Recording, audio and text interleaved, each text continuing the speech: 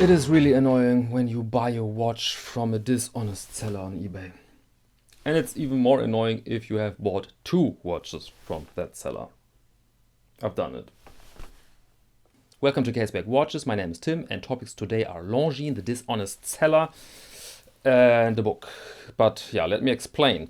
I was shopping on eBay a few days ago and I saw this Longines Flagship Heritage new watch.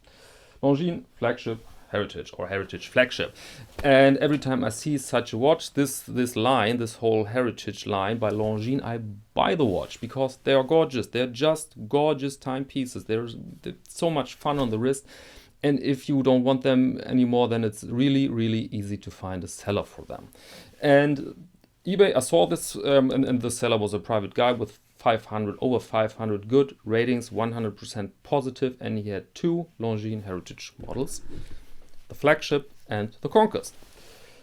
And I said, you know what, I buy them. I buy them both, and I paid 1,200 euros via bank transfer. And this seems slightly crazy, but in Germany, in the watch scenery, it's normal.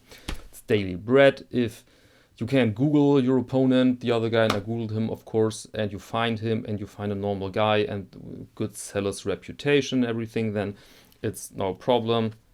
I'm paying the bank transfer and 1,200 euros. It's not pocket change, but let's say it's in my comfort zone. And so I've paid bank transfer. Watches arrived. They were advertised as like new for collector without any visible scratches. This is a quote.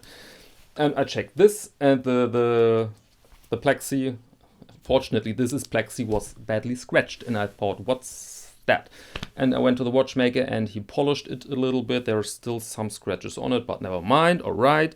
And then I checked the second watch and I thought, what's going on? I wanted to use the hand winding mechanism. Of course, this is an automatic watch, but there's an ETA in it and should provide hand winding.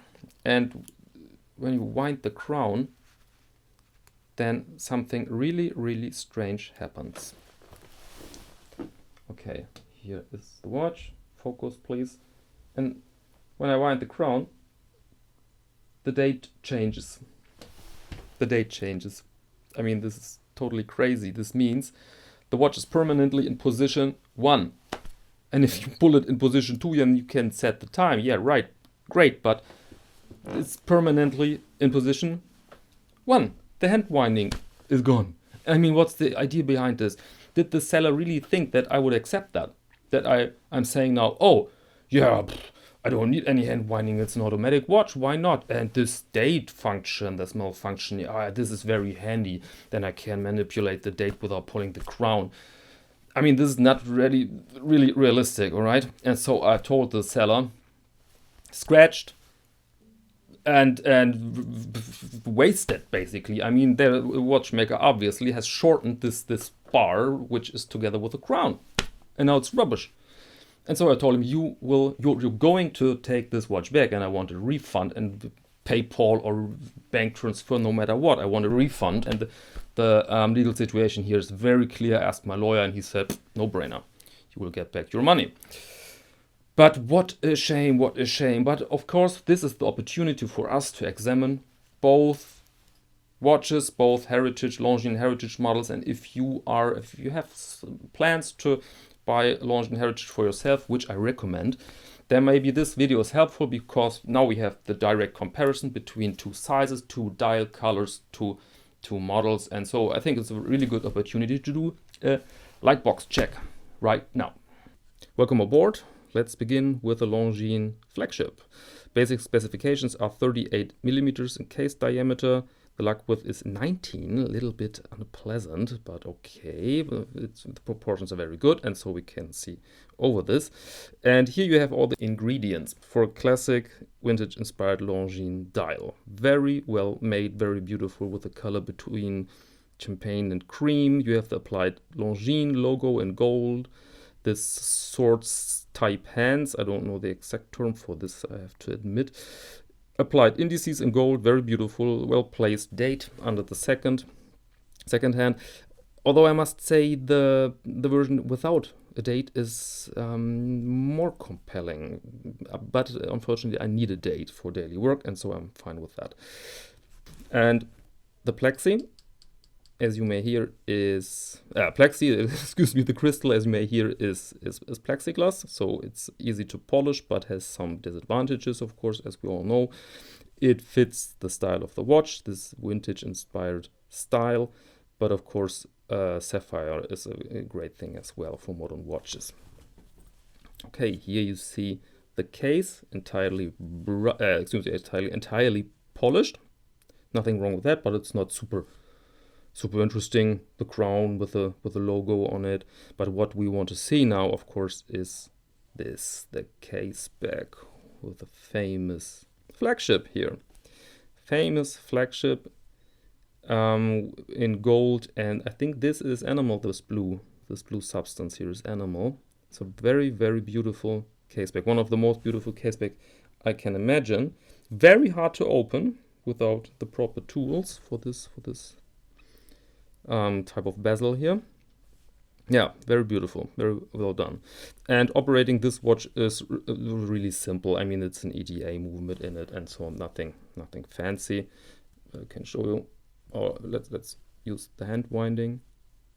Very, very, very smooth. Okay, of course you don't need this because it's an automatic watch, but okay, why not? And then let's move the hands out of the way before we set the date. And there you are. Very simple, very basic, but does the job. And position number 2 is for setting the time. That's it. That's it. Very, very, very simple. Okay, now let's go to the Conquest. Yeah, gentlemen, this is a dial. This really is a dial. Goodness, look at that. The black colored together with the rose gold here. Is this a beauty? And it's such a shame that this idiot has executed that fix so sloppy. Now I can show you in detail what I mean. Look at the date, please. I haven't done anything to the crown yet, all right? But look at that. The date is changing. The hand winding changes the date now. Although, of course, it's not the hand winding. The watch is permanently in position number 1. In the pulled out position number 1. And position number 2 now, yeah, you can set the time. But, I mean, what's the point here? It's very risky to wear that piece, because when the hands are at 12 o'clock and you accidentally manipulate the date, then can damage the movement, of course, and so it's shit, basically. By the way, basic specifications are 40 millimeters in case diameter.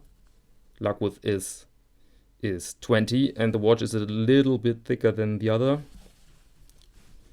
This flagship is 10 millimeters, and this is 11. Barely noticeable, but of course we have to mention it. And yeah, entirely polished case. Same thing here. Not very interesting, but okay. This is clearly a dress watch, and so why not? And you have the same crown here, although, no, it's not the same crown. It's another Longines crown. And you have another symbol, another very beautiful symbol on the Caseback. And here you have a wave with stars and the same animal bluish thing here. The same, I don't know how to call this, opening bezel. I don't know, very hard to open without tools. And by the way, this crystal is sapphire, and there is a difference. There's a difference to spot between those materials. The question now, of course, is this not a little bit too big for a dress watch? And I would say yes. I would say yes, especially for mine. For my smaller wrist, 40 millimeters are clearly too big. But on the other side, on the other hand, you have those. This is really a stunning composition with the rose gold and the black. And yeah, I think it's how to put that? It's beautiful to see a little bit bigger than the more subtle flagship. Let's put them together. Now you can see very good the difference in sizes. It's not a huge difference, but we all know on the wrist 2 millimeters are very remarkable, very, very easy to spot. Okay, here's the first watch on the wrist. It's not so easy to do this in front of the camera, but I think you can see what's going on here. You can see my wrist is 17 centimeters and 38 millimeters is perfect. It's just perfect. Perfect size for my smaller wrist. And here's the Conquest. Yeah, a little bit too big, I would say. Look at this, a little bit too big. If the lugs are little balconies over your wrist, then the watch is clearly too big. Although I have to say it's okay. It's okay. It's on the edge. On the edge, I think. Okay, farewell shot. Here are our two Longines Heritage watches. Very, very, very beautiful. I mean, look at those casebacks. I really, really love that. I really love that. I mean, this is even better than a see-through caseback.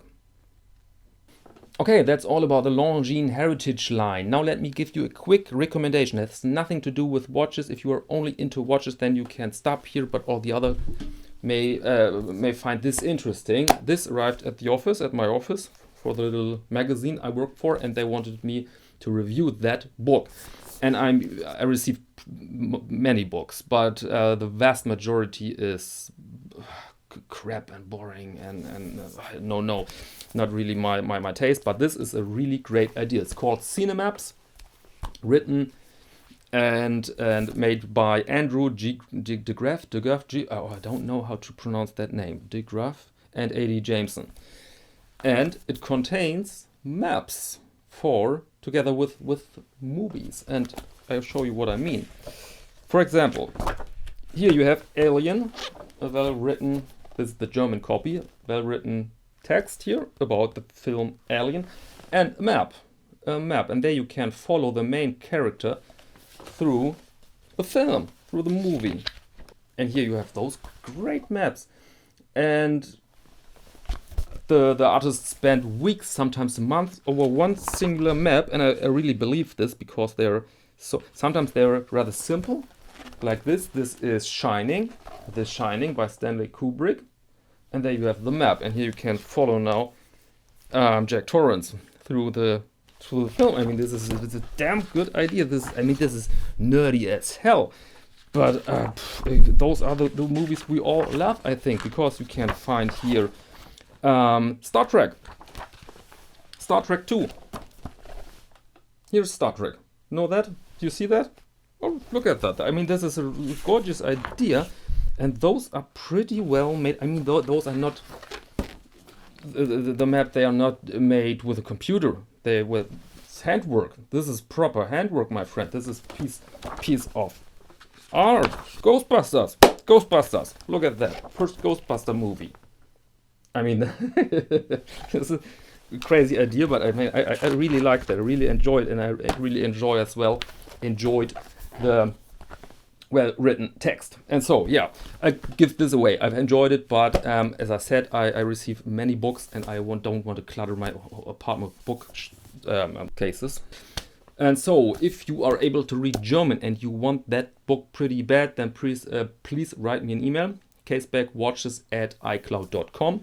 Write me please one sentence why you want the book pretty bad. I don't want to give it for free to a reseller because it's pricey. It costs 30 euros. In the United States, it's about $20 US. By the way, if you are an English speaker and you want to buy that book, there are 2 links in the description. Affiliate links, so I get a share if you buy that book on Amazon. Okay, that's all. If you find my videos entertaining and helpful, please consider subscribing. And now let me thank you very much for your attention, and maybe until next time.